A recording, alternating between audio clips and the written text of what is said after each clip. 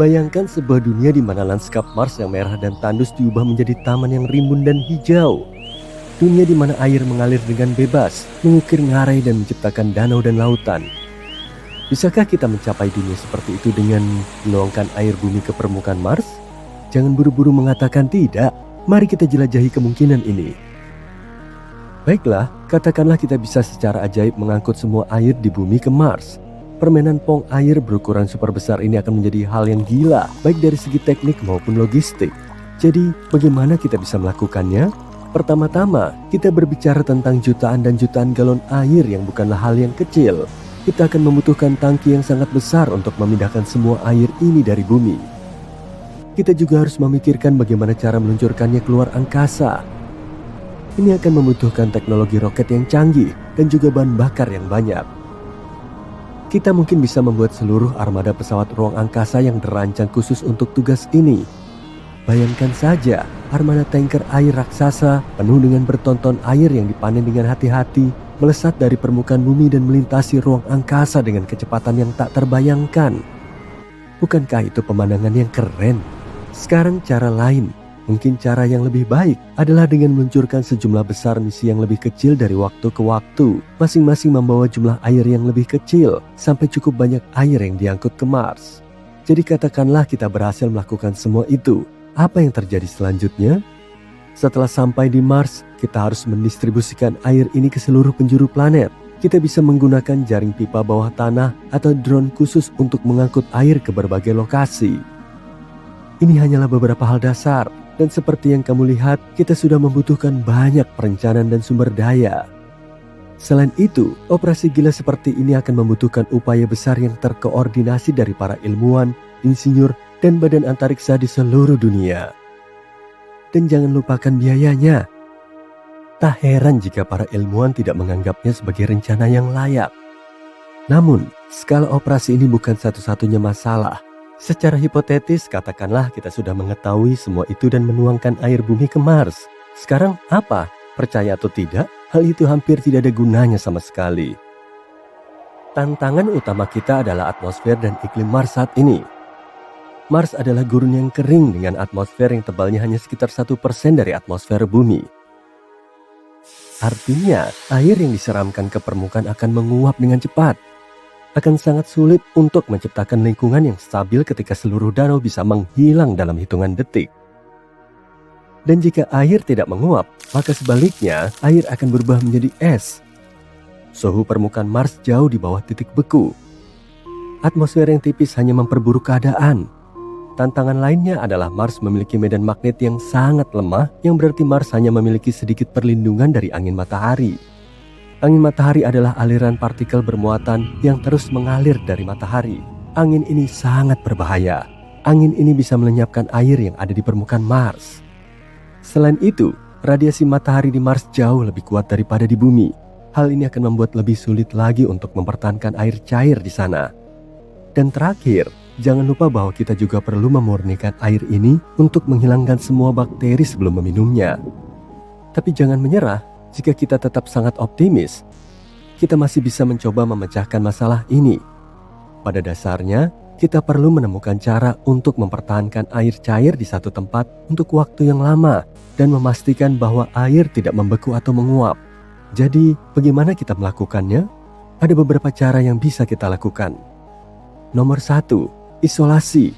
Kita bisa membungkus semua wadah air dengan bahan isolasi, seperti busa misalnya, atau beberapa bahan reflektif yang dapat membantu menjaga air agar tidak membeku. Nomor 2, pemanas. Kita bisa menggunakan berbagai pemanas dan perangkat untuk menjaga suhu di atas titik beku, bahkan selimut termal. Meskipun hal ini akan membutuhkan banyak energi dan akan menjadi tugas yang sulit.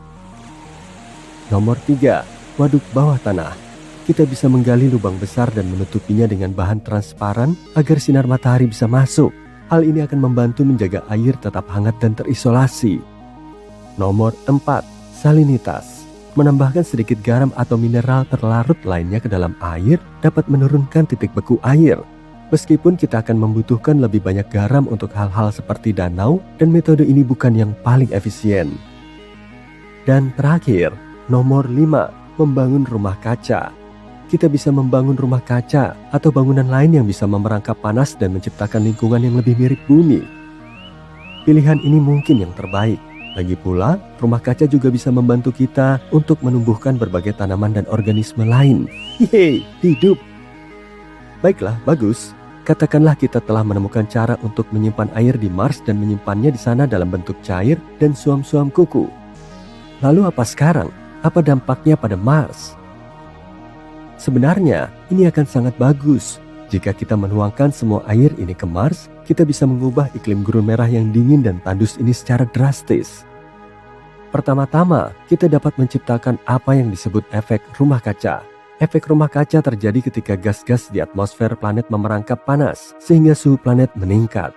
Dan ya, ini sangat buruk bagi bumi, tapi bagi Mars yang suhunya melonjak antara 21 derajat dan minus 129 derajat, hal ini akan sangat mengagumkan.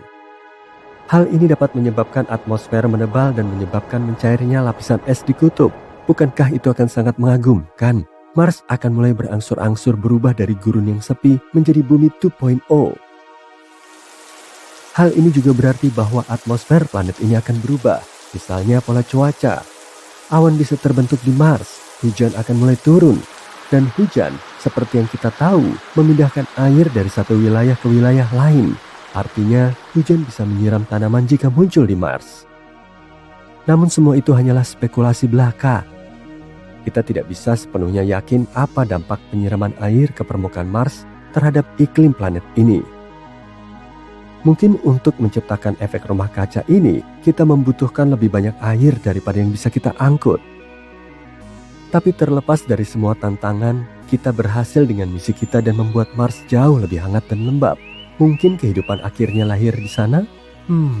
Sayangnya, hal itu masih sangat tidak mungkin. Ya, air memang sangat penting untuk menciptakan kehidupan, tapi bukan itu saja yang kita butuhkan. Komposisi tanah Mars tidak terlalu kondusif untuk mendukung kehidupan. Tanahnya sebagian besar terdiri dari mineral yang disebut regolith, yang sebagian besar terdiri dari debu, pasir, dan bahan lain yang tidak terlalu baik untuk tanaman. Secara teoritis, kita bisa melakukan terraformasi pada Mars. Terraformasi adalah perubahan planet secara bertahap dan perlahan-lahan sehingga cocok untuk kehidupan kita. Tapi ini akan menjadi proses yang sangat rumit, lama, dan mahal. Dan ngomong-ngomong, apa yang akan terjadi pada bumi kita setelah semua itu? Kita mengambil cukup banyak air, bukan? Dari sudut pandang bumi, mengangkut air ke Mars akan membutuhkan sumber daya yang sangat besar, termasuk energi dan material yang berbeda. Dan jumlah air yang harus kita habiskan akan sangat mengejutkan. Hilangnya air dalam jumlah besar dari cadangan air di bumi bisa berdampak signifikan pada planet kita, terutama di daerah-daerah di mana air sudah langka. Jadi pada dasarnya, ini adalah ide yang sangat buruk, bagaimanapun caramu melihatnya. Ya, ini mungkin terdengar menarik, tetapi ini sama sekali bukan rencana yang layak. Ini akan membutuhkan terlalu banyak sumber daya, terlalu banyak uang, dan bahkan tidak akan sepadan. Itulah mengapa para ilmuwan dan badan antariksa tidak mempertimbangkan ide ini secara serius. Selain itu, ada banyak tujuan lain yang lebih realistis dan dapat dicapai dalam bidang eksplorasi Mars. Sebagai contoh, kita bisa terus mempelajari geologi, atmosfer, dan potensi kehidupan di Mars, baik di masa lalu maupun masa kini. Studi-studi ini akan membantu kita menemukan sumber daya yang dapat mendukung eksplorasi manusia di masa depan. Secara keseluruhan, kita perlu menjawab lebih banyak pertanyaan tentang Mars sebelum kita mulai mempertimbangkan untuk mengkolonisasinya. Jadi, mari kita pantau terus berita dan informasi terbaru tentang Mars. Apakah matahari bisa padam? Misalnya nih, kalau kita siram sama semua air di samudra yang ada di bumi atau bahkan lebih dari itu, bakal gimana ya jadinya? Yuk cari tahu.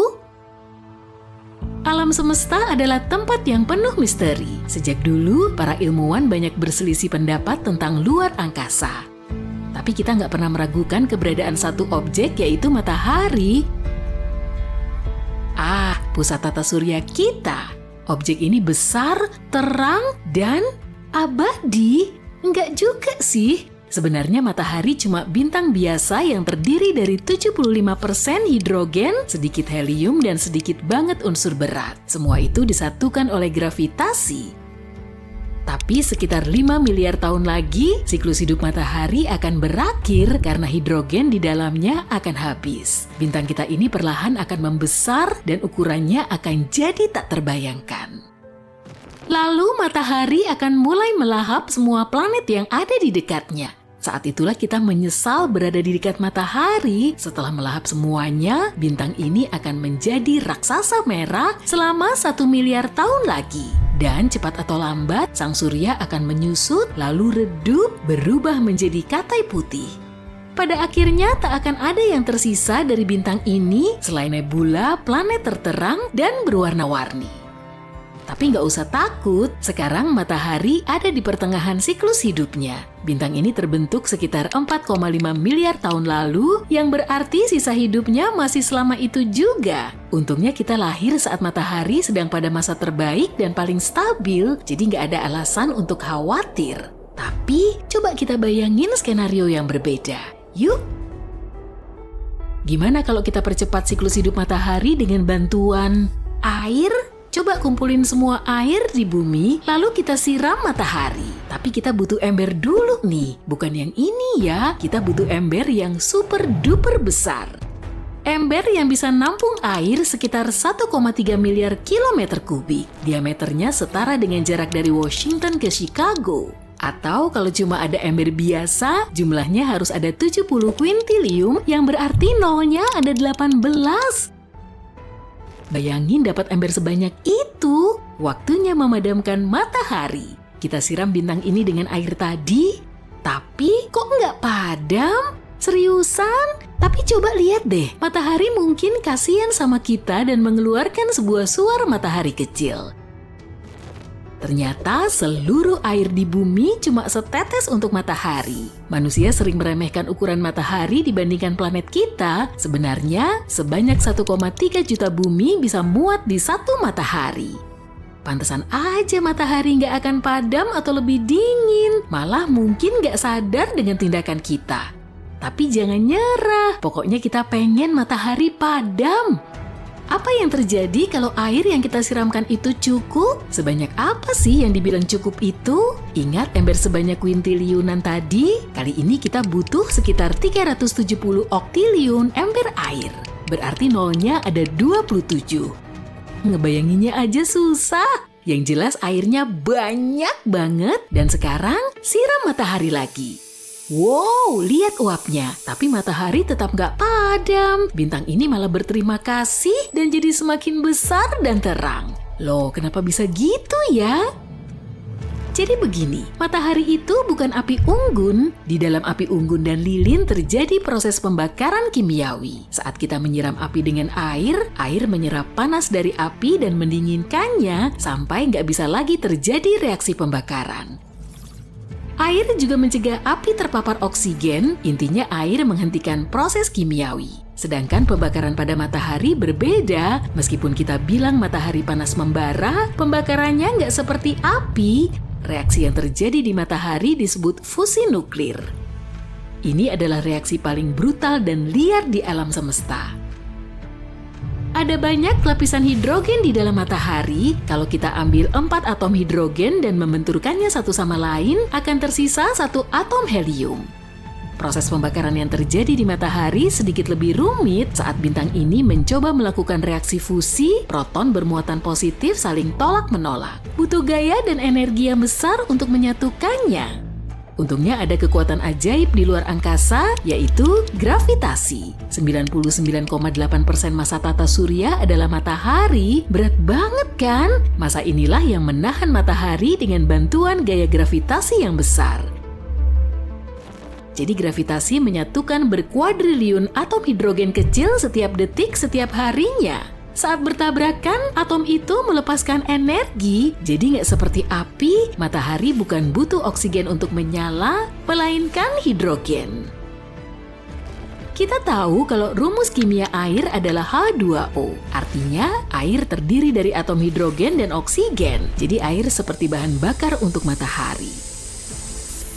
Ini bagai memadamkan api dengan bensin. Selain itu, massa tambahan dari air malah bikin matahari lebih berat. Hal itu membantu kinerja gravitasi. Ditambah lagi, proton akan saling bertabrakan dengan lebih cepat. Berkat ini, sintesis akan semakin cepat. Ya ampun, matahari jadi super kuat dan sekarang melahap kita beserta planet-planet lain yang ada di dekatnya. Kalau kita terus menyiramkan air, cepat atau lambat matahari akan hancur, lapisan luarnya akan meledak, dan bintang ini akan menjadi lubang hitam. Waduh, gawat! Sekarang lubang hitam ini akan mengisap semua objek yang ada di sekitarnya. Salah langkah nih. Ayo kita ulang lagi dari awal deh, karena udah jelas percobaan air kita gagal. Satu suar kecil matahari kedengarannya jauh lebih baik, kita kembali ke matahari yang normal dan tenang. Tapi kayaknya kita melupakan sesuatu nih. Bagaimana kondisi bumi sekarang setelah airnya dikuras habis? Kita tahu air berperan sangat penting bagi kehidupan di bumi. Sekarang banyak banget ikan dan hewan laut mati di tempat yang dulunya lautan. Kasian banget kan? Makhluk-makhluk laut dalam gak bisa bertahan menghadapi perubahan tekanan sedrastis itu. Alga dan koral juga menjadi kering. Tunggu, bukannya alga dan koral menghasilkan 50-80% oksigen di bumi ya? Ups, waktunya pakai masker oksigen nih. Terus gimana keadaan di daratan? Sekarang semuanya jadi daratan sih, tapi kamu ngerti lah. Wow, daratannya jadi panas banget. Ini udah pasti. Kalau nggak ada laut, berarti nggak ada awan atau hujan. Sekarang kebakaran hutan terjadi di mana-mana. Hewan-hewan harus kabur dan meninggalkan habitat mereka. Tapi mereka juga nggak akan bisa nemuin rumah baru karena semua tumbuhan akan mengering dengan cepat. Nggak ada lagi tempat untuk hidup di bumi. Kini bumi menjadi seperti gurun besar, tapi manusia udah ribuan tahun tinggal di gurun kan? Mungkin mereka tahu gimana caranya? Jawabannya enggak. Mereka yang tinggal di gurun juga butuh minum. Jelas keadaan di bumi sangat kacau. Semua yang masih bertahan hidup saling berebut tetesan air terakhir. Itu pun kalau ada makhluk yang masih hidup, sekeras apapun mereka berjuang, nasib mereka udah jelas. Laut menyerap banyak sekali karbon dioksida dan panas dari matahari. Laut juga menyebarkan panas ke seluruh bumi sehingga nyaman dihuni. Dan begitu laut hilang, suhu akan naik dengan cepat hingga minimal 121 derajat Celcius. Tapi meskipun suhunya nggak seberapa, sekarang udah nggak ada lagi awan. Padahal awan juga mencegah kita terkena radiasi matahari loh. Jadi kita juga terpapar dampak langsung cahaya matahari. Harapan kita tinggal gunung-gunung es, tapi karena suhu udah panas banget, gunung es pun mencair. Padahal mungkin gunung es ini jadi harapan terakhir umat manusia. Tapi suar mataharinya keren sih, dasar manusia. Di planet bumi kita yang sudah tua ini, air ada di mana-mana. Tidak hanya di samudra dan lautan, tapi juga di atmosfer, tanah, dan bahkan di dalam diri kita sendiri. Air menutupi sebanyak 71% permukaan planet kita. Sepertinya planet kita seharusnya disebut air dan bukan bumi. Tapi apa yang akan terjadi jika air dan daratan terbagi secara merata? Bagaimana jika separuh planet ini menjadi daratan dan separuhnya lagi adalah air? Yuk kita cari tahu. Pertama-tama, mari kita bahas apa yang kami maksud dengan secara merata. Terlepas dari semua hal yang telah disebutkan sebelumnya, sebenarnya jumlah air di planet kita tidak terlalu banyak. Iya, kalau kamu mengumpulkan semuanya dalam satu tetesan raksasa, ukurannya akan sedikit lebih besar dari Amerika Serikat. Dan semua jumlah air ini hanya 0,02% dari total massa bumi. Jadi ternyata kedalaman lautan yang belum terjamah dan mengerikan ini pada dasarnya nggak ada apa-apanya. Dan sekarang bayangkan saja jika kita mengubah komposisi planet kita dengan meratakan volume air dan daratan. Apa yang akan terjadi? Kita akan melihat planet samudra yang sangat menyeramkan. Planet ini akan terlihat seperti lautan tanpa batas. Sangat tidak mungkin kamu akan menemukan beberapa pulau kecil di sana, dan kalaupun kamu menemukannya, pulau-pulau itu mungkin adalah puncak gunung bawah laut yang sangat besar. Dunia ini praktis tidak bisa dihuni. Kalau berada di permukaannya, kamu tidak akan bisa melihat matahari atau apapun di langit. Kamu nggak akan tahu jam berapa sekarang atau di mana tepatnya kamu berada. Semua itu karena kabut dan awan yang sangat tebal dan cuaca seperti ini akan menjadi permanen di planet tersebut. Selain itu, kamu bahkan tidak akan mengerti di mana ujung kabut dan air bermula. Semua itu karena kelembapannya akan setinggi itu. Tapi mungkinkah masih ada kehidupan? Mungkin di dalam lautan itu sendiri? Sayangnya ini juga sangat tidak mungkin. Untuk mencapai dasar lautan ini, kamu harus berenang secara vertikal ke bawah, dan itu tidak hanya selama beberapa jam, tapi selama beberapa hari. Bahkan setelah perjalanan seperti itu, kamu belum akan melihat dasarnya. Tapi tentu dasar lautan akan tetap ada, namun dasar laut akan terdiri dari es yang sangat keras dan tidak bisa ditembus, tapi bukan jenis es yang biasa kita kenal ya. Es ini akan sangat eksotis, ada beberapa jenis es yang berbeda yang disebut S5, S6, dan seterusnya. Biasanya jenis es ini tidak sedingin es biasa dan mungkin tidak akan mencair, bahkan pada suhu yang sangat tinggi. Hal lainnya, hampir tidak akan ada ganggang atau semacamnya, jadi ikan tidak akan punya makanan. Itu sebabnya jika ada kehidupan di planet seperti itu, akan menjadi sebuah keajaiban. Kehidupan ini harus bisa bertahan dalam tekanan lebih dari 20.000 atmosfer bumi. Bahkan, monster yang paling mengerikan dari Palung Mariana pun gak ada apa-apanya jika dibandingkan dengan makhluk yang akan kalian temukan di planet samudra ini.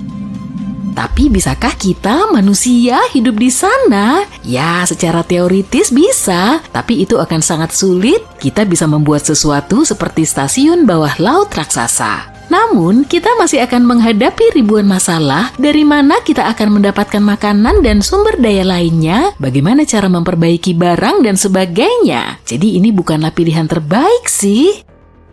Oke, sekarang kita tahu bahwa planet samudra rasanya tidak begitu menarik. Gimana dengan opsi lain? Apa yang akan terjadi jika permukaan bumi terdiri dari 50% air dan 50% daratan? Agar hal ini bisa terjadi, kita harus mengurangi jumlah air saat ini dari 71% menjadi sekitar 50%. Dalam hal ini, permukaan air laut akan turun sekitar 3,2 km, sekitar 1/4 dari planet kita akan menjadi daratan kering. Meskipun kedengarannya tidak banyak, tapi konsekuensinya bisa menjadi bencana.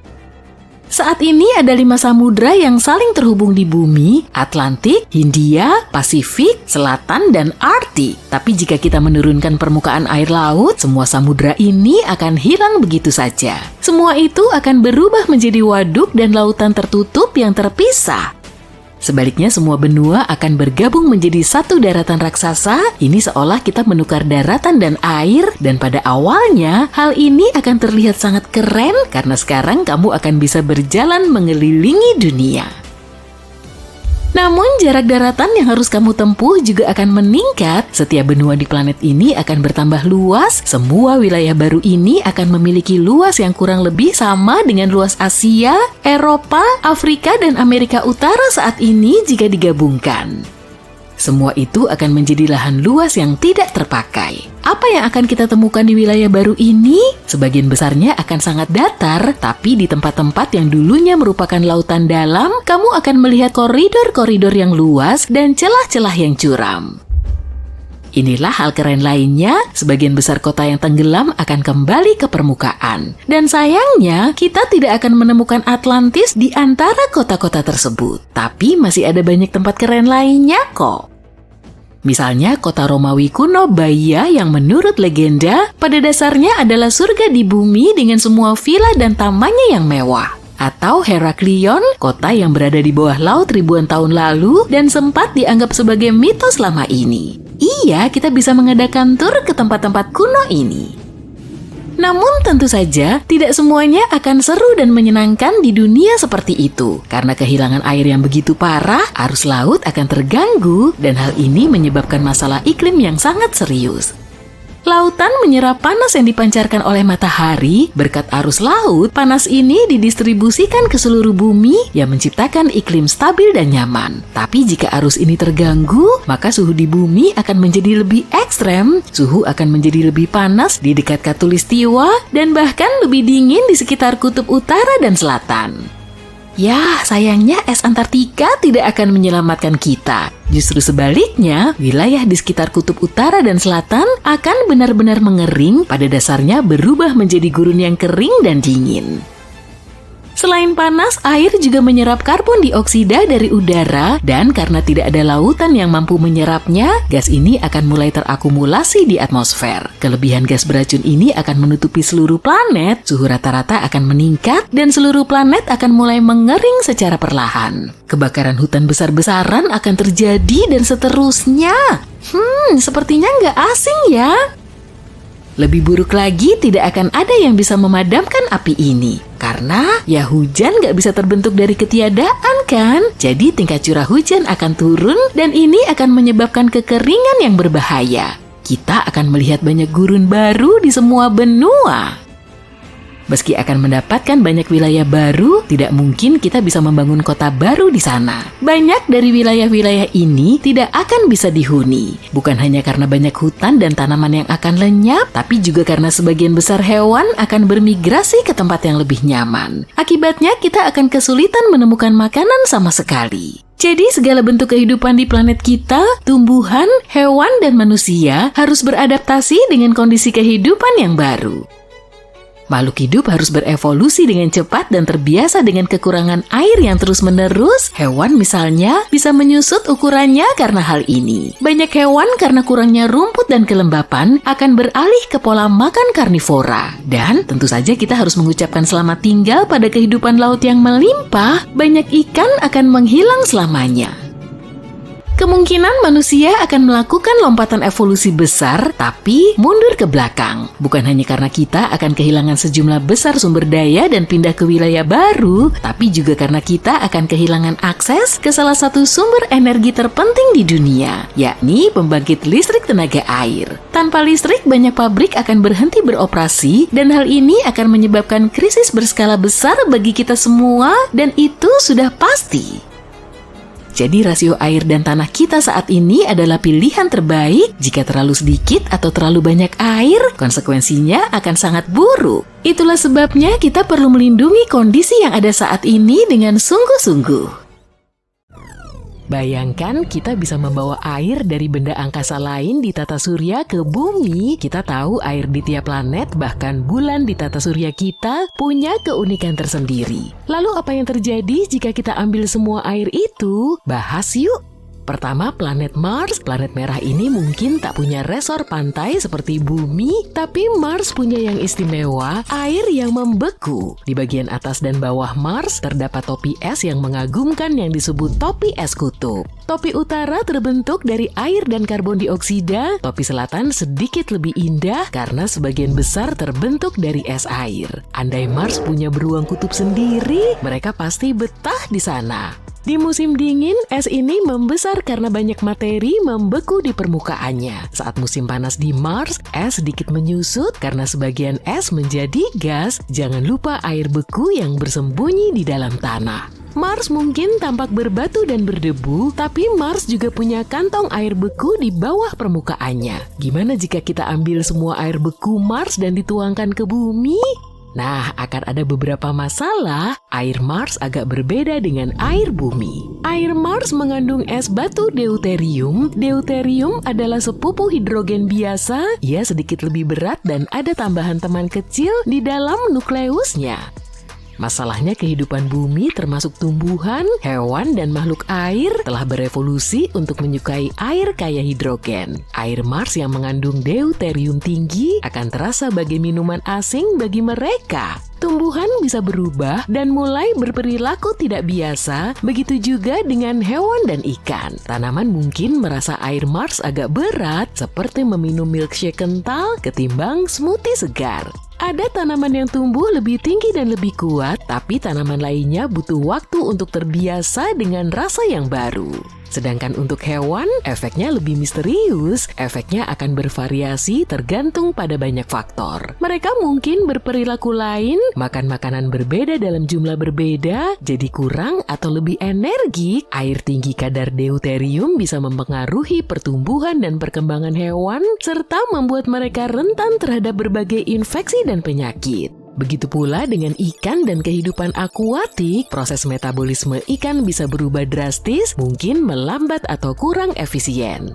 Mereka juga rentan terhadap masalah kesehatan dan ketidakseimbangan. Mungkin seluruh ekosistem harus menyesuaikan diri dengan air baru, sulit dipastikan karena belum pernah diuji, tapi pastinya tidak menyenangkan bagi ikan. Memperkenalkan air Mars ke bumi akan jadi eksperimen besar. Bumi kita adalah harmoni ekosistem yang rapuh, jadi ini seperti melempar bola ke sarang semut yang tertata rapi. Mars bukan satu-satunya benda langit yang punya air di tata surya. Kita juga menemukannya di bulan-bulan planet, misalnya di Europa, salah satu dari banyak satelit Jupiter. Europa mungkin terlihat seperti bola es biasa dari luar, tapi di bawah kerak es itu tersembunyi lautan yang lebih misterius dari peta harta karun. Lautan ini bukan tempat renang biasa, sangat dingin dan tertutup es yang tebal. Meski sangat dingin, para ilmuwan yakin lautan ini tetap cair karena sesuatu yang disebut pemanasan pasang surut. Pemanasan pasang surut terjadi ketika satu objek di ruang angkasa menjadi sangat berdekatan dengan objek lain. Jika bulan mengorbit planet, gravitasi planet akan menarik bulan, membuatnya meregang dan sedikit memadat. Dari situlah panas muncul. Saat benda diregangkan dan diremas dibutuhkan sedikit usaha. Lalu tercipta gesekan dan panas di dalam bulan, akibatnya lautan tak berubah menjadi balok es raksasa. Dalam kasus ini, Europa ditarik dan diregangkan oleh Jupiter dengan gravitasi yang sangat besar. Yang lebih menarik lagi, lautan ini bisa menjadi tempat berkumpulnya kehidupan di luar bumi. Kita tahu ada beberapa bakteri yang tidak peduli dengan suhu yang luar biasa ini. Jika ada air, mungkin ada kehidupan, tapi itu hanya sebuah kemungkinan. Bulan lain dengan lautan dingin adalah Enceladus, satelitnya Saturnus. Bulan kecil ini mengesankan, berlapis es memukau, memantulkan cahaya matahari bagai bola disko luar angkasa. Bayangkan kamu berjalan di Enceladus dan tiba-tiba, wus, uap air menyembur dari tanah seperti air mancur di taman air. Geyser es ini seperti pistol air alam, menyemprotkan air dan kristal es ke angkasa. Beberapa di antaranya membentuk cincin indah di sekeliling Saturnus yang disebut cincin E, seperti gelang berkilau air beku. Dan kami temukan lebih dari 100 cincin seperti itu di Enceladus. Kamu mungkin bertanya dari mana semua air ini berasal? Sama seperti Europa, di bawah kerak es Enceladus tersembunyi lautan yang dalam. Saking dalamnya kamu bisa menumpuk sejumlah gedung pencakar langit dan tetap tidak akan mencapai dasarnya. Oke, kita kembali ke ide liar tadi, membawa air dari samudra rahasia Europa dan Enceladus ke bumi. Jika kita melakukannya, akan terjadi kekacauan. Air dari luar angkasa ini punya rasa unik yang tidak cocok dengan lautan kita. Air laut Europa mungkin agak asin dengan ekstra mineral seperti air spa mewah yang bagus untuk kulit. Air geyser Enceladus sangat berkilau dengan sedikit garam, tapi kedengarannya tidak buruk kan? Kita belum yakin apalagi yang mungkin terkandung dalam air itu. Seperti air Mars, kehidupan laut kita mungkin mulai berdansa dengan bahan baru ini. Beberapa spesies mungkin merasa air baru ini sangat lezat dan berkembang, sementara yang lain mungkin akan kesulitan menyesuaikan diri. Sebelum tahu pasti efeknya, kita perlu mempelajari kedua bulan ini lebih rinci. Tapi semua benda langit ini punya air mirip bumi. Gimana dengan bulan Saturnus lain? Misalnya, Titan. Titan bagaikan dunia baru dengan lautan dan danau yang luar biasa, tetapi bukan seperti di bumi. Danau-danau ini berisi etana dan metana, senyawa hidrokarbon mirip bahan bakar di tangki mobilmu. Betul, danau-danau ini kolam berharga penuh bahan bakar. Titan punya cadangan jauh lebih banyak dibandingkan minyak dan gas di bumi. Danau Titan mungkin juga mengandung sedikit propana dan bahkan sedikit hidrogen sianida. Bukan minuman yang ingin kamu coba. Suhunya pun sangat dingin dan hujan etana di sana bisa mengikis daratan dan membentuk gua-gua di bawah permukaan. Danau di Titan bisa punya gelembung, mirip seperti gelembung di minumanmu, tapi di skala bulan penuh, gelembung ini mungkin berisi gas nitrogen dan bisa meletup bak kembang api di danau. Saat pecah, gelembung ini bahkan bisa membentuk delta sungai di Titan. Bayangkan cairan ini jelas bukan yang ingin kita bawa ke bumi. Danau dan lautan kita bisa berubah menjadi kolam hidrokarbon yang eksotis. Bukan riak air biasa, tapi kilau seperti bahan bakar cair. Kita harus menemukan cara untuk beradaptasi dengan lingkungan yang benar-benar asing ini. Hidrokarbon di danau-danau Titan bisa membeku menjadi es di kondisi bumi yang berbeda. Bayangkan bongkahan gunung es mengapung di lautan yang dulu kita kenal. Kapal-kapal kita mungkin perlu dirancang ulang untuk bisa berlayar di antara gunung es ini. Selain itu, hujan di Titan bukan air, anginnya jauh lebih kencang dari yang biasa kita rasakan. Kota, gedung, dan infrastruktur kita akan kesulitan menghadapi kondisi ekstrem ini. Belum lagi fakta bahwa seluruh proses ini akan sangat mengganggu ekosistem kita. Apa yang akan terjadi sulit diprediksi, tapi pasti tidak baik. Bumi telah menyempurnakan campuran airnya selama miliaran tahun. Mengubah campuran itu seperti bermain dengan gunung berapi. Yuk kita hargai dan syukuri bumi kita yang sempurna dengan airnya yang sempurna. Aku bersulang untuk itu. Sekilas, matahari tampak seperti terbakar, tapi itu tidak benar karena pembakaran bintang kita bukanlah pembakaran kimiawi, melainkan fusi nuklir. Matahari tidak bisa kehabisan oksigen atau berhenti terbakar karena matahari tidak menggunakan oksigen untuk membakar. Pembakaran karbon biasa membutuhkan oksigen, begitu tidak ada oksigen, proses pembakaran akan berhenti. Bayangkan sebuah lilin, kalau kamu menutupnya, lilin itu tidak memiliki akses ke oksigen lagi dan proses pembakaran berhenti. Namun dalam fusi nuklir, inti atom menyatu untuk membuat inti baru yang lebih besar. Perubahan tersebut menyebabkan atom-atom menjadi elemen-elemen baru. Fusi nuklir tidak membutuhkan oksigen atau bahan lain sama sekali. Kamu hanya membutuhkan tekanan atau panas yang cukup untuk menekan inti atom sehingga dapat mengatasi daya elektrostatik dan terikat menjadi satu inti nukleus. Pada tahun 2011, dua tim astronom menemukan awan air yang melayang-layang di angkasa. Awan itu merupakan waduk air terbesar dan terjauh yang pernah dideteksi di alam semesta. Awan itu berupa uap air yang mengelilingi lubang hitam raksasa yang disebut kuasar, yang jaraknya 12 miliar tahun cahaya dari bumi. Lingkungan di sekitar kuasar haruslah unik untuk bisa menghasilkan massa air raksasa seperti itu. Kuasar terbentuk dari gelombang energi yang menumbuk atom hidrogen dan oksigen. Awan tersebut mengandung 140 triliun kali lipat total volume air di planet kita. Awan ini bisa memberi setiap orang air sebanyak 20.000 kali lipat air di bumi. Yang lebih keren lagi, para astronom meyakini kalau awan air ini muncul 1,6 miliar tahun setelah alam semesta terbentuk. Para ilmuwan menganggap penemuan ini sebagai bukti lain bahwa air sudah ada di alam semesta dan sudah ada sejak alam semesta masih muda. Di saat yang sama, sebelum penemuan ini, para ilmuwan belum pernah menemukan uap air di alam semesta dini. Di galaksi Bima Sakti, tempat tinggal kita memang ada air, tapi sebagian besar membeku dalam bentuk es. Tidak hanya air yang mengambang di luar angkasa, tapi juga alkohol. Pada tahun 2009, para ilmuwan meneliti awan gas dan debu yang sangat besar di pusat galaksi kita ketika mereka menemukan sesuatu yang mengejutkan. Ada etil format di dalam awan tersebut. Bahan kimia ini bertanggung jawab atas rasa manis raspberry. Mereka juga menemukan satu lagi daerah yang sejuk. Daerah ini penuh dengan etil alkohol, jenis zat yang sama dengan yang ditemukan di banyak minuman. Di kutub utara Saturnus, badai misterius mengamuk. Badai ini raksasa, mencakup area yang lebih besar dari planet kita dan menampilkan pola heksagonal yang indah tapi membingungkan. Belum ada yang tahu kenapa badai ini memiliki bentuk yang aneh. Setelah segi enam itu pertama kali ditemukan pada tahun 1987, badai ini tetap tersembunyi dalam kegelapan sampai saat sinar matahari menyinari badai itu lagi. Tak lama kemudian, pesawat ruang angkasa Cassini yang dirancang untuk menjelajahi sistem Saturnus memberikan serangkaian gambar yang memukau dan bahkan video badai heksagonal. Ternyata ukurannya sangat besar, kedalamannya diperkirakan sekitar 290 km. Mata badai itu 50 kali lebih besar dari badai yang biasa terjadi di bumi. Badai itu juga berubah warna dari biru menjadi emas.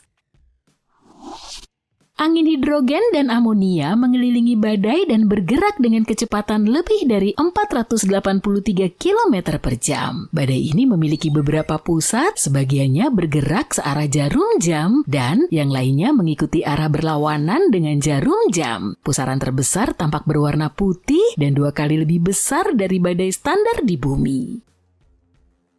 Adapun segi enam itu sendiri adalah aliran angin yang terdiri dari gas-gas atmosfer. Para ahli menyebutnya hanya arus udara dan fitur cuaca. Tapi ada satu detail yang menarik, pusaran yang berada di ketinggian yang lebih tinggi dari awan Saturnus. Pusaran itu tampak seperti struktur besar yang menjulang tinggi. Aurora Saturnus yang dipicu oleh medan magnet planet ini terletak di puncak segi enam, memberikan kesan mistis pada penampakannya.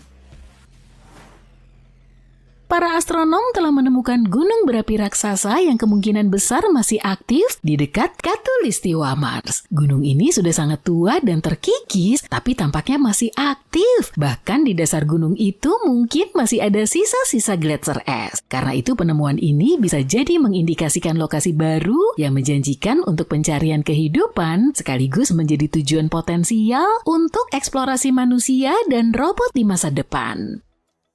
Struktur ini masih menunggu nama resminya. Saat ini, gunung ini disebut sebagai Gunung Berapi Noctis. Tingginya mencapai 9.000 meter dan membentang sepanjang 450 km.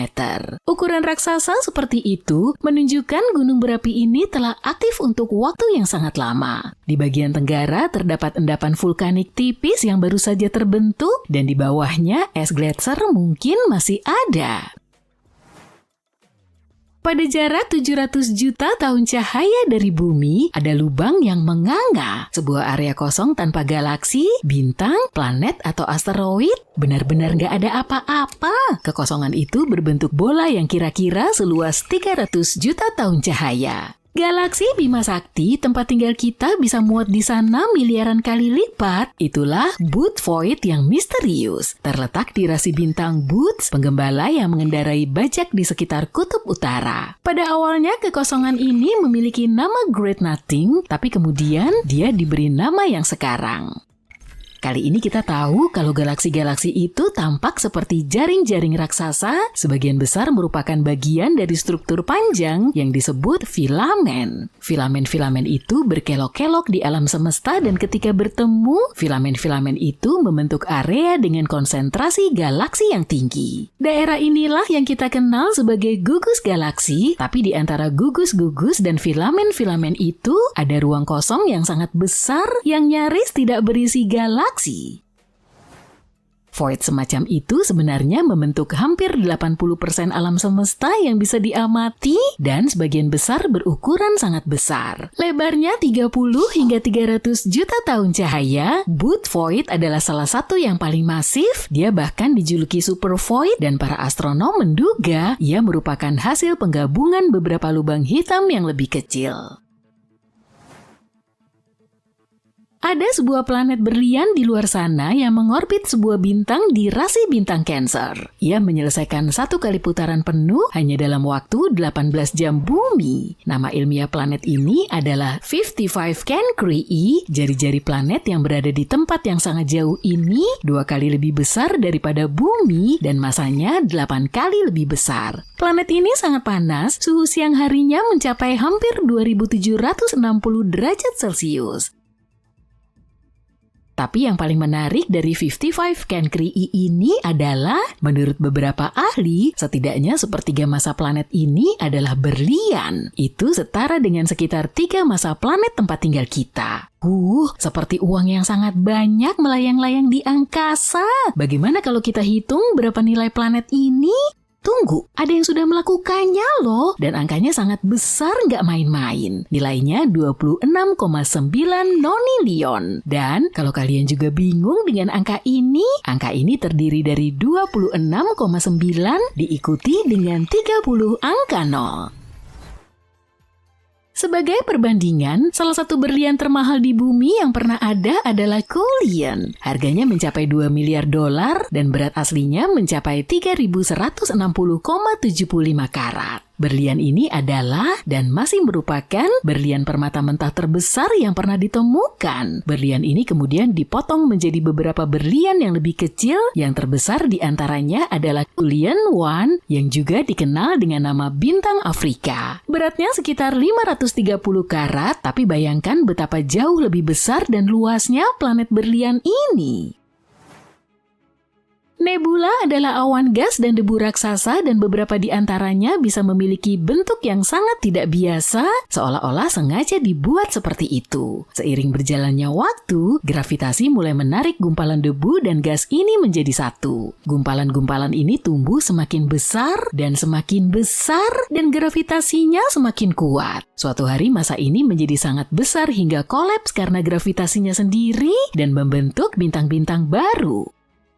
Di antara beberapa nebula yang paling indah di luar sana, tidak lengkap kalau tidak menyebutkan nebula kupu-kupu. Lebar sayapnya lebih dari 3 tahun cahaya, dan struktur di dalam nebula ini merupakan salah satu yang paling rumit yang pernah diamati. Bintang pusatnya, bintang Katai Putih, punya suhu sampai 250.000 derajat Celcius. Artinya nebula ini terbentuk dari bintang raksasa yang ukurannya lebih dari 5 kali lipat ukuran matahari. Katai Putih dikelilingi oleh piringan debu dan gas yang tebal di ekuatornya. Itulah yang mungkin membuat seluruh strukturnya tampak seperti jam pasir atau kupu-kupu.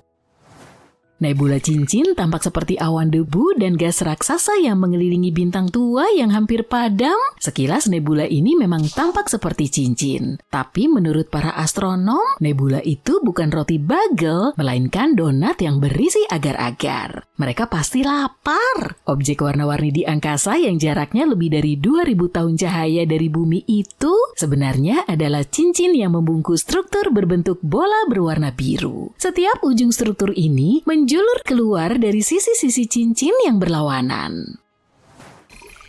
Pilar-pilar penciptaan tampak seperti sesuatu yang berasal dari dunia lain. Lihat aja deh sendiri. Objek ini berada 7.000 tahun cahaya jauhnya dari bumi di nebula Elang. Ini adalah gugus bintang muda yang baru berusia 5,5 juta tahun. Dalam skala ruang angkasa itu masih bayi. Suatu ketika, teleskop Hubble berhasil memotret beberapa siluet gelap di dekat pusat nebula. Dan sekarang kalian bisa melihatnya dengan mata kepala sendiri. Itulah yang disebut pilar penciptaan, area pembentukan bintang yang aktif. Lihatlah gambar yang terkenal ini. Warna biru mewakili oksigen, warna merah adalah belerang, dan warna hijau menunjukkan keberadaan hidrogen dan nitrogen. Pilar-pilar tersebut juga bermandikan cahaya ultraviolet yang berasal dari gugus bintang muda di dekatnya. Sayangnya angin dari bintang-bintang itu perlahan tapi pasti mengikis menara gas dan debu yang megah itu. Jauh di luar angkasa, sebuah galaksi super kuno yang misterius mengambang sendirian. Galaksi ini bersinar dengan secercah cahaya bintang yang redup dan hampir tidak pernah berubah selama miliaran tahun. Para astronom tidak tahu kenapa galaksi itu ada di sana atau bagaimana ia terbentuk. Perkenalkan, DGSATI, galaksi fosil hidup. Galaksi ini sebesar Bima Sakti, tapi hampir tidak terlihat karena bintang-bintangnya tersebar sangat jarang. Yang membuat galaksi ini sangat unik adalah galaksi ini sendirian, tidak seperti galaksi-galaksi lain yang biasanya berada dalam kelompok. Bisa jadi DGSATI terbentuk pada era yang berbeda, mungkin 1 miliar tahun setelah Big Bang. Jika itu benar, galaksi ini bisa dibilang fosil hidup. Para astronom telah menemukan lubang hitam bintang paling masif yang pernah ditemukan di galaksi Bima Sakti. Monster angkasa yang baru ditemukan ini berukuran 33 kali lebih besar daripada matahari dan berada pada jarak 2000 tahun cahaya dari kita. Sampai saat ini, lubang hitam bintang terbesar yang ditemukan di galaksi kita memiliki massa sekitar 20 kali massa bintang. Sedangkan lubang hitam bermassa bintang rata-rata biasanya bermassa 10 kali lipat massa matahari.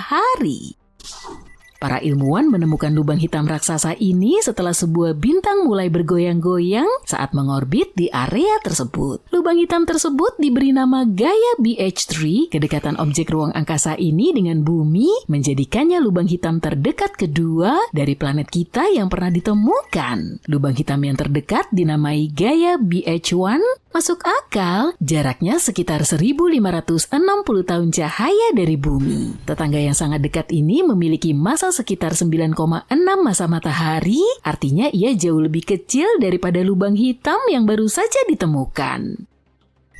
Gaia BH3 terletak di rasi Aquila. Dari bumi, ia tampak seperti seekor elang. Yang menarik, para astronom tidak menyangka akan menemukan lubang hitam bermassa besar yang bersembunyi di tempat yang sangat dekat dengan bumi dan tidak terdeteksi untuk waktu yang lama. Lihatlah eksoplanet yang luar biasa ini, bentuknya seperti bola mata raksasa yang melayang-layang di angkasa, tapi bukan itu yang paling keren dari planet ini. Planet jauh yang diidentifikasi pada tahun 2017 ini merupakan salah satu tempat yang paling menjanjikan untuk menemukan kehidupan di luar tata surya. Eksoplanet yang dinamai LHS 1140b ini menunjukkan tanda-tanda memiliki lautan global yang diselimuti es. Planet ini sangat mirip dengan Iris, sebuah area yang sangat luas sekitar 4023 km yang terus-menerus menatap bintang induknya. Planet ini memiliki radius 1,73 kali radius bumi dan ukurannya 5,6 kali lebih masif dari planet tempat tinggal kita.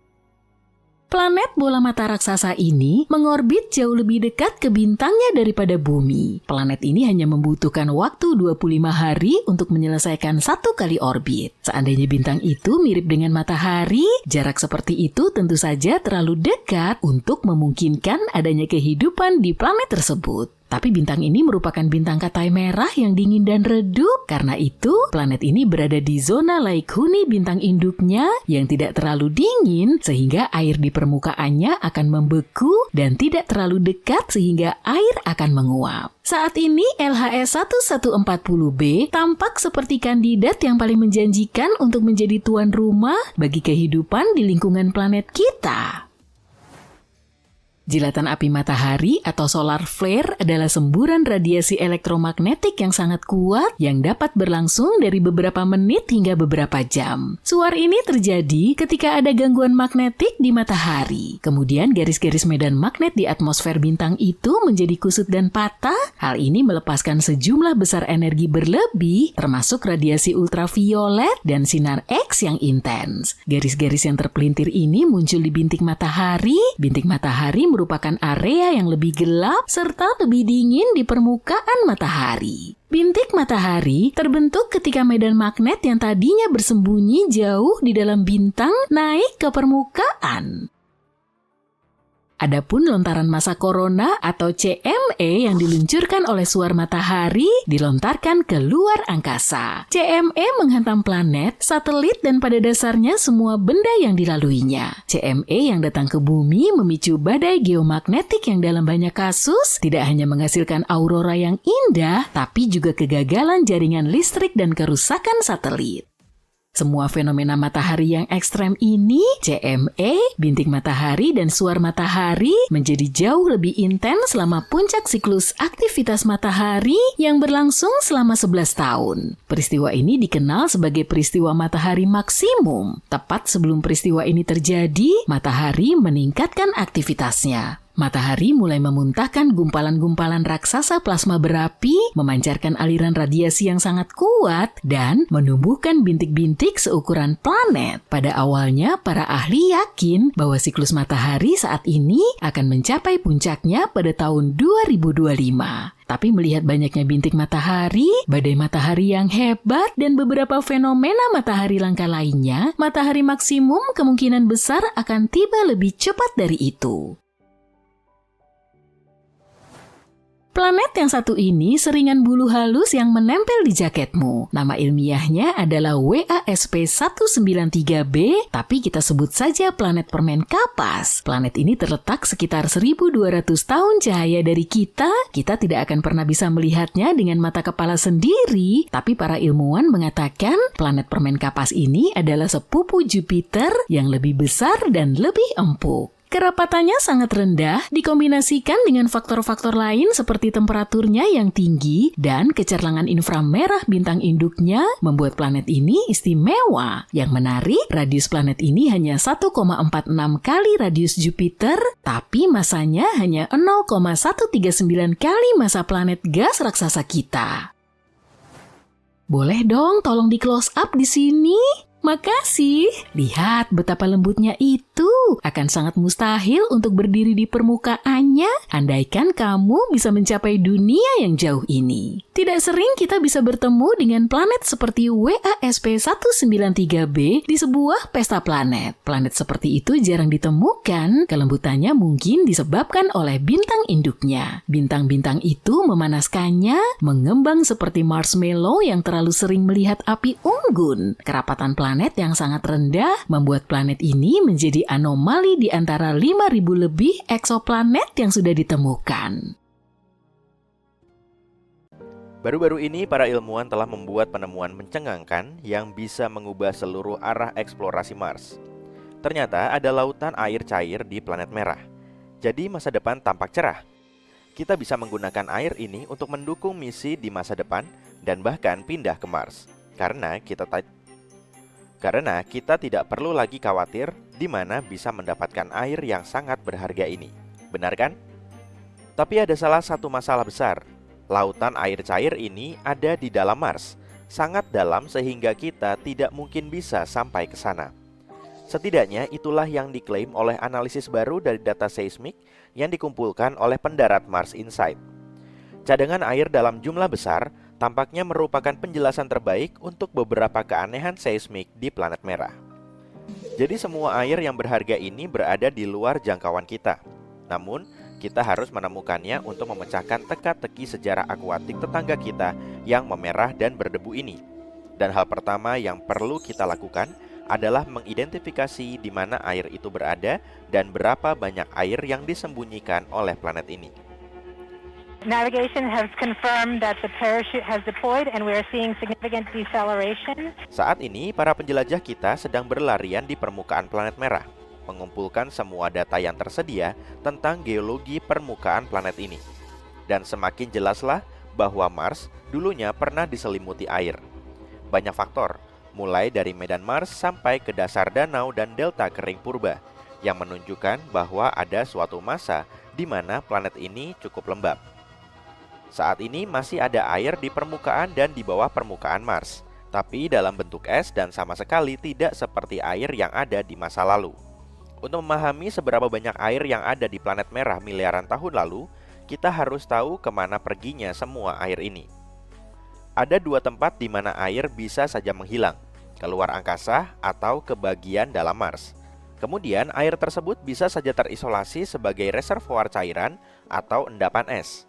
Saat ini, kita tidak punya cara untuk mengukur berapa banyak air yang pernah menghilang. Tapi sekarang, kita akhirnya bisa mengetahui lebih banyak tentang pusat planet merah. Semua itu berkat pendarat Mars Insight. Wahana ini tidak beroperasi lagi, tapi sejak November 2018 hingga Desember 2022, Insight masih bisa mendengar dengungan dan gemuruh serta memantau aktivitas di bawah kakinya. Masalahnya, gelombang akustik yang dihasilkan oleh aktivitas seismik jauh di dalam planet ini dapat berubah sesuai dengan komposisi dan kerapatan materi yang dilalui gelombang tersebut. Dan para ilmuwan bisa mendapatkan banyak informasi dengan menganalisis perilaku gelombang seismik. Dalam hal ini, mereka menggunakan model yang mirip dengan model yang digunakan untuk memetakan ladang minyak bawah tanah dan akuifer di planet tempat tinggal kita. Kemudian, dengan bantuan model ini, mereka menganalisis data yang dikumpulkan InSight di Mars. Mereka menemukan bahwa penjelasan terbaik adalah adanya lapisan batuan retak yang retakannya terisi air jauh di bawah permukaan planet merah. Lapisan itu bisa jadi berada di kedalaman 11-19 km, karena itu akan sangat sulit bagi misi-misi masa depan untuk menjangkaunya. Penemuan baru ini bisa membantu kita memahami siklus air di Mars. Dengan mengonfirmasi keberadaan waduk besar berisi air cairan, kita bisa mengintip seperti apa iklim di Mars dulu atau seperti apa iklim di Mars suatu hari nanti. Dan jika dulu Mars memiliki banyak air, Mars bisa jadi layak huni di masa lalu dan mungkin bisa dihuni di masa depan. Air sangat penting bagi kehidupan yang kita kenal. Jadi, waduk air bawah tanah di planet merah bisa jadi sudah layak huni. Mungkin saat ini, mikroorganisme kecil atau bahkan makhluk bertentakel sedang menjalani kehidupan mereka dalam kenyamanan rumah bawah tanah mereka. Di bumi, tambang-tambang yang sangat dalam bisa menampung kehidupan, dan dasar samudra dengan tekanannya yang luar biasa besar dan tidak bisa dipercaya juga bukan tanpa kehidupan. Sejauh ini kita belum menemukan bukti adanya kehidupan di Mars, tapi untuk saat ini sepertinya tempat ini berpotensi untuk mendukung kehidupan. Data InSight menunjukkan bahwa kemungkinan besar tidak ada banyak es air di kerak atas planet ini, setidaknya di area sekitar pendaratan. Tapi jika ternyata ada lapisan yang kaya air jauh di bawah permukaan dan membentang di seluruh bagian planet, maka akan ada cukup air untuk mengisi dasar samudra purba dan bahkan lebih banyak lagi. Mars bukan satu-satunya tempat di luar bumi yang memiliki air atau tempat di mana kita bisa menemukan air suatu hari nanti. Ambil contoh bulan misalnya. Di satelit alami bumi ini, air bisa ditemukan di seluruh permukaannya. Tapi, air yang ada di sana bukanlah air seperti yang kalian bayangkan. Di bulan, sebagian besar air masih berupa es dan distribusinya tidak merata.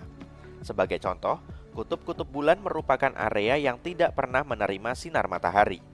Inilah alasan mengapa kutub-kutub itu sangat dingin. Jadi, tidak heran ada banyak es di sana. Es di area ini juga sering bercampur dengan tanah bulan dan bersembunyi jauh di bawah permukaan. Lalu ada Enceladus, bulan terbesar ke-6 di Saturnus. Pada kenyataannya, ukurannya tidak terlalu besar, hanya 505 km. Dengan kata lain, bulan ini cukup kecil untuk masuk ke dalam Arizona. Oh, kita harus mencobanya. Yang menarik, ketika wahana Cassini pertama kali tiba di Saturnus, para peneliti menduga kalau Enceladus adalah bola es yang membeku. Tapi yang mereka lihat justru gumpalan partikel es dan uap air yang menyembur dari geyser di permukaan bulan.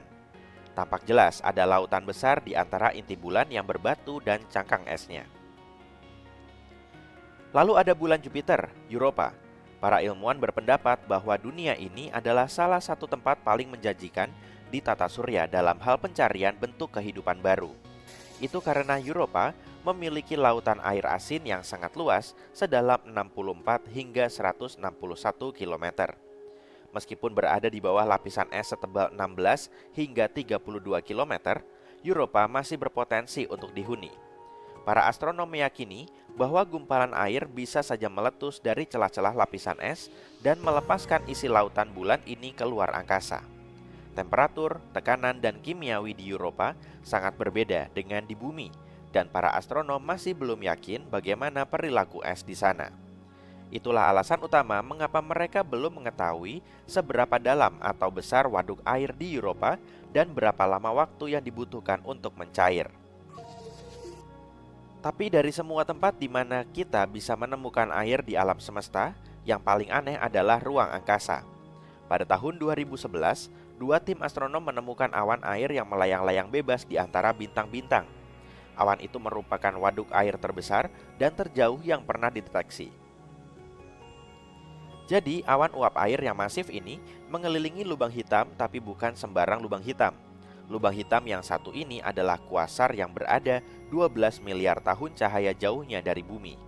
Kondisi di sekeliling kuasar ini haruslah sangat istimewa untuk bisa menghasilkan air dalam jumlah yang sangat besar.